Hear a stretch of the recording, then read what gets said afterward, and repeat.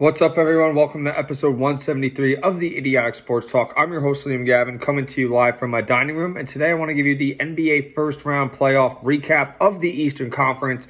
We had upsets. The unthinkable happened. We had a sweep.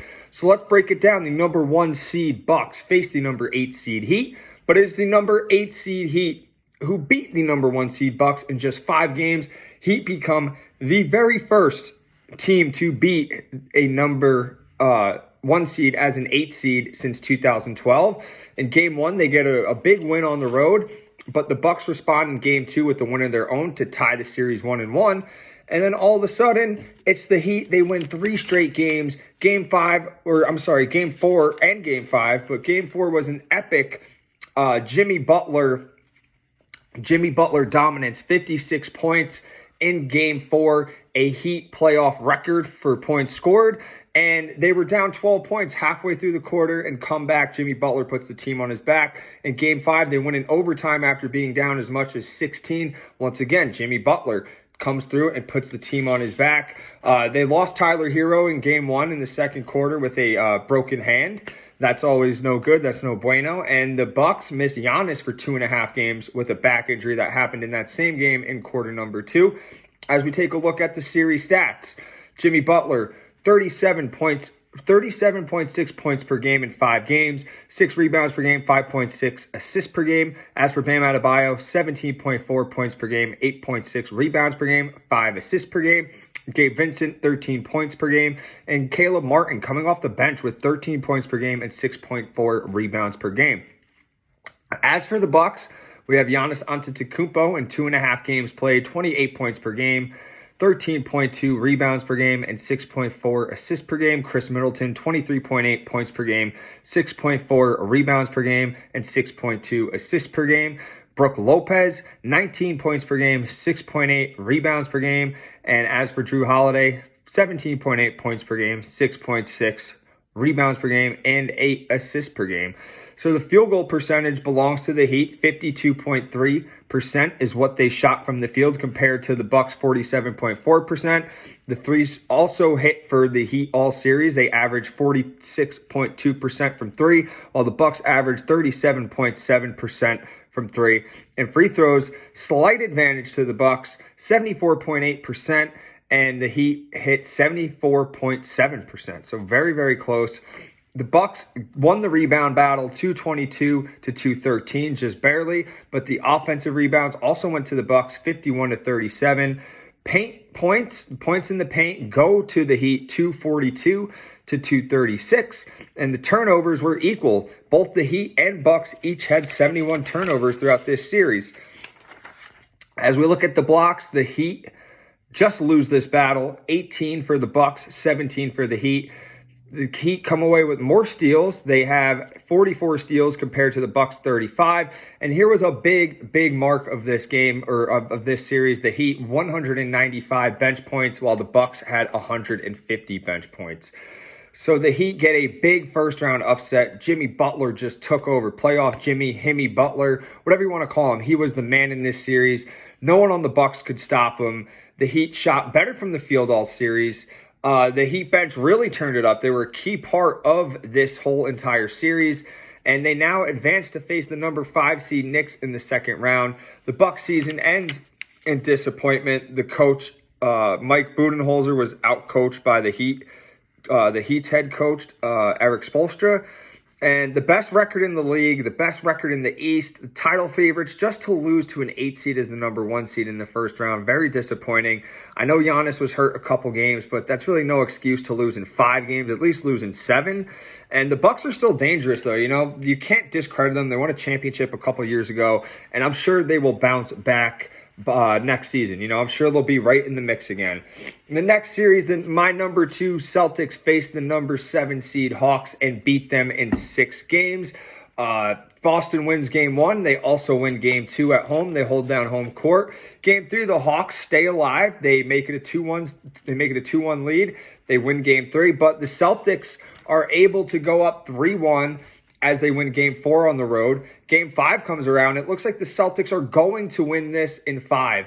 They are up 13 with just minutes left, and they blow it. That's what they do. They just blow it. They allow the Hawks to get back into it. Trae Young balls out, sinks some threes, and now it's 3-2 Celtics lead. They go back to Atlanta to play the Hawks on Game 6, but that is where the Celtics would put them away. They were down 113 to 110 with a few minutes left, and then they wind up going on this crazy 18-7 run to wipe out the Hawks and put them completely away. So let's look at these. These series stats for the whole series between the Hawks and the Celtics. Jason Tatum, 27 points per game, 10 rebounds per game, 5.3 assists per game. Jaylen Brown, 26.6 points per game. Derek White, 17.3 points per game. Marcus Smart, 15 points per game. And Malcolm Brogdon off the bench, 13.3 points per game. So the field goal percentage, the Celtics win that one, 51.2% compared to the Hawks, 45.8%. Three-point percentage goes to the Celtics, 40.5%. And the Hawks only had 36.9% throughout this whole series is what they average. Free throw percentage, the Celtics win that one, the Hawks win that one, 79.6% to the Celtics, 77.3%. Rebounds, Celtics win this one just barely, 270 to 263. The offensive rebounds is where the Hawks torch them, 73 to 52. This whole series, I'm like, what are you guys doing? Why can't you grab an offensive rebound? But the Hawks were the ones that clean up the offensive glass. The Celtics dominated the paint, 328 paint points compared to the Hawks 280. And the turnovers, the Celtics had 84 turnovers. While the Hawks turned it over 74 times, the Hawks had less turnovers. The blocks went to the Celtics, 40 to 29. The steals went to the Hawks, 46 to 39. And the bench points, the Hawks bench really showed up, 187 to 65. As for the Hawks players, they had their guys. They had their guys out there. Trae Young averaged 27.1 points per game. He also averaged 10 assists per game as well. And as for DeJounte Murray, he averaged 23 points per game. Murray also averaged 7.2 rebounds per game and 6.8 assists per game in just 5 games. He was suspended in Game 5 for shoving a referee. And DeAndre Hunter had 17 points per game, and Bogdan Bogdanovic, 13.3 points per game off the bench. The next series, the number 3 seed Sixers sweep the number 6 seed Nets. They get it done in 4 games, an absolute sweep. Sixers win all 4 games. The first 2 games were very close, and then they ran away with it in the fourth quarter, and then the third and fourth game also very close, but the Nets did not have what it took to put the Sixers away and get a win, and the Sixers were able to claw their way back into both of those final games for the win. Let's take a look at the series stats. Joel Embiid in 3 games, he was hurt for 1 game. He had 20 points per game, 11.3 rebounds per game, and 4 assists per game. James Harden, 17.2 points per game, 8.7 assists per game to go with 5.5 rebounds. Tyrese Maxey, 17.4 points per game. And Tobias Harris, 20.2 points per game with 8.7 rebounds per game.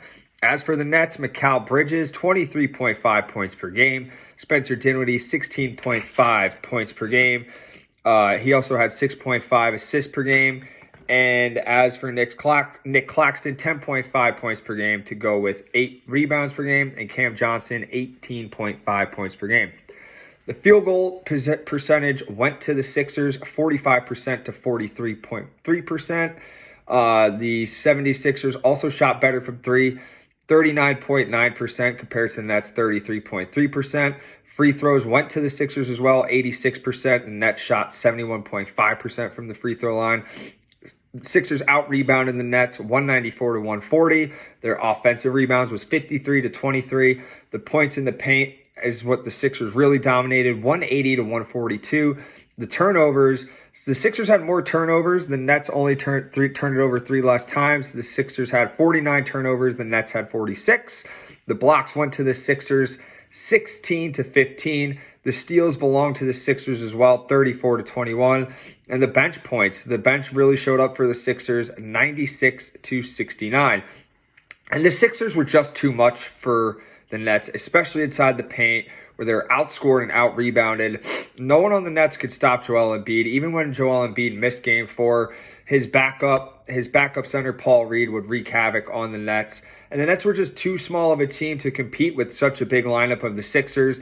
The Nets could not provide a spark from their bench as well. I don't know why Joe Harris and Seth Curry didn't get a lot of minutes. And this is the second year in a row the Nets get swept in the playoffs.